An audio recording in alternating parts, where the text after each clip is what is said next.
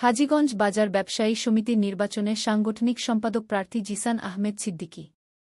হাজীগঞ্জ বাজার ব্যবসায়ী সমিতির আসন্ন ২০২৬ সালের নির্বাচনে সাংগঠনিক সম্পাদক পদে প্রার্থী হিসেবে প্রতিদ্বন্দ্বিতা করতে যাচ্ছেন সাবেক মেধাবী ছাত্রনেতা, পরিচ্ছন্ন রাজনীতিবিদ ও সুদক্ষ সংগঠক জিসান আহমেদ সিদ্দিকী।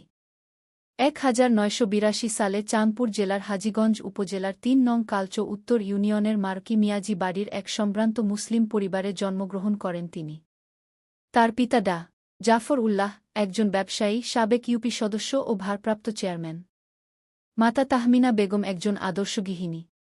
৫ ভাইয়ের মধ্যে তিনি সবার বড়। শিক্ষাজীবনে তিনি পিরোজপুর উচ্চ বিদ্যালয় থেকে এসএসসি, হাজীগঞ্জ মডেল সরকারি কলেজ থেকে এইচএসসি, হাজীগঞ্জ ডিগ্রি কলেজ থেকে ডিগ্রি এবং চাঁদপুর সরকারি কলেজ থেকে রাষ্ট্রবিজ্ঞানে মাস্টার্স সম্পন্ন করেন। ছাত্রজীবন থেকেই শহীদ প্রেসিডেন্ট জিয়াউর রহমানের আদর্শে অনুপ্রাণিত হয়ে বাংলাদেশ জাতীয়তাবাদী ছাত্রদলের রাজনীতিতে সম্পৃক্ত হন। তিনি হাজীগঞ্জ সরকারি মডেল কলেজ ও হাজীগঞ্জ ডিগ্রি কলেজে ছাত্র রাজনীতির সঙ্গে যুক্ত থেকে বিভিন্ন দায়িত্ব পালন করেন। পরবর্তীতে হাজীগঞ্জ উপজেলা ছাত্রদলের সাংগঠনিক সম্পাদক এবং দীর্ঘদিন সদস্যসচিব হিসেবে দায়িত্ব পালন করেন।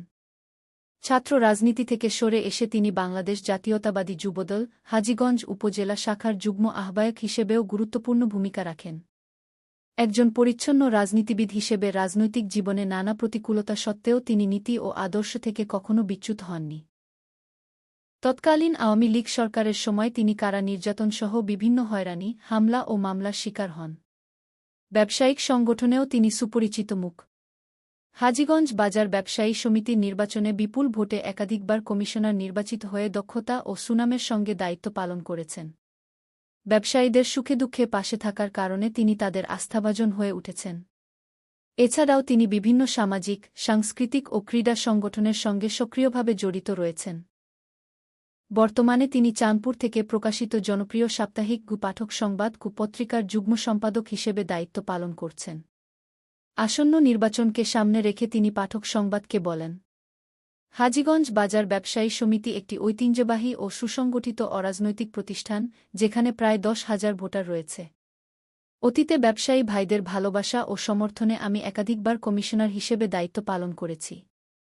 সবসময় তাদের পাশে ছিলাম, আছি এবং ইনশাআল্লাহ ভবিষ্যতেও থাকব। এবারও আপনাদের সমর্থন পেলে সাংগঠনিক সম্পাদক হিসেবে দায়িত্ব পালন করতে চাই। তিনি সকল ব্যবসায়ীদের কাছে দোয়া, সমর্থন ও সহযোগিতা কামনা করেছেন।